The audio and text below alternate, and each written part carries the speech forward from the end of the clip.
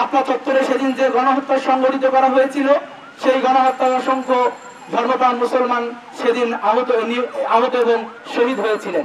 আমরা দেখেছিলাম পরবর্তী সময়ে যখন এই গণমাধ্যমের উপর নির্বিচারে বন্ধ করা হয়েছিল, গণমাধ্যম কর্মীদের সেদিন ক্যামেরাগুলো ছিনিয়ে নেওয়া হয়েছিল, সেদিন সোশ্যাল মিডিয়া বন্ধ করা হয়েছিল, এর মাধ্যমে সারা দেশের মানুষকে জানতে দেওয়া হয়নি সেদিন শাপলা চত্বরে কি হয়েছিল।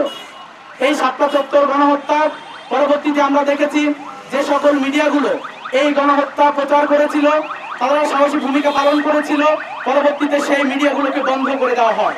সম্মানিত উপস্থিতি, এত বড় একটি ক্যাকগ্রাউন্ডের পরেও এদেশের মানুষ যখন আওয়াজ তুলেছিল, কিন্তু এদেশের সেই স্বৈরাচারী খুনি হাসিনা কিন্তু সেই আওয়াজকে আর আমাদের মুখের আওয়াজকে তারা কিন্তু কোনোভাবেই মানেনি, বরঞ্চ তারা বলেছে এখানে কেউ শহীদ হয়নি, বরঞ্চ এখানে পরিষ্কার করার জন্যই এখানে যে প্রশাসন রয়েছে সেই প্রশাসন অবস্থান নিয়েছিল।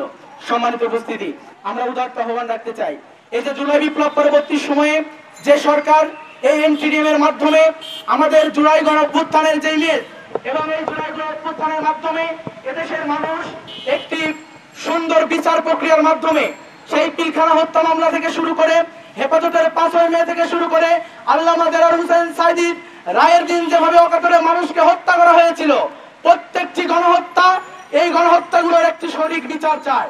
এদেশের মানুষ রক্ত দিয়েছে, শ্রম দিয়েছে, ঘাম দিয়েছে কেবলমাত্র এদেশের মানুষের মৌলিক অধিকার ফিরে পাওয়ার জন্য।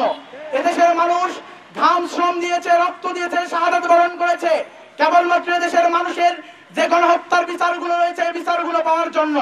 আমরা দেখেছি সেই সময়ের ফ্যাসিস্ট খুনি হাসিনা আমাদের সেই দাবিকে বিদ্যাঙ্গুলি দেখিয়ে সে সময়ের ঢাকার সবচেয়ে খুনি বেনজিরের নেতৃত্বে রাতের অন্ধকারে লাইট অফ করে দিয়ে মুসলমানদের উপর কি গণহত্যা চালিয়েছিল পুরো পৃথিবীর মানুষ দেখেছে।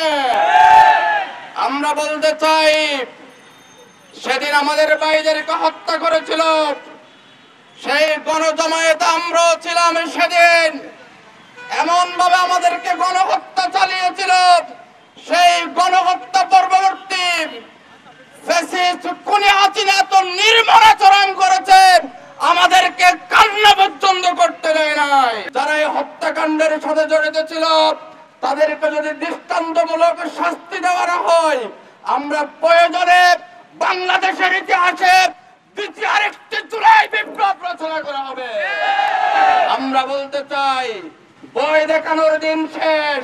বাংলাদেশের মানুষ এখন কথা বলতে জানে, বাংলাদেশের মানুষ এখন রক্ত দিতে জানে, বাংলাদেশের মানুষ দাবি আদায়ের জন্য জীবন দিতে জানে।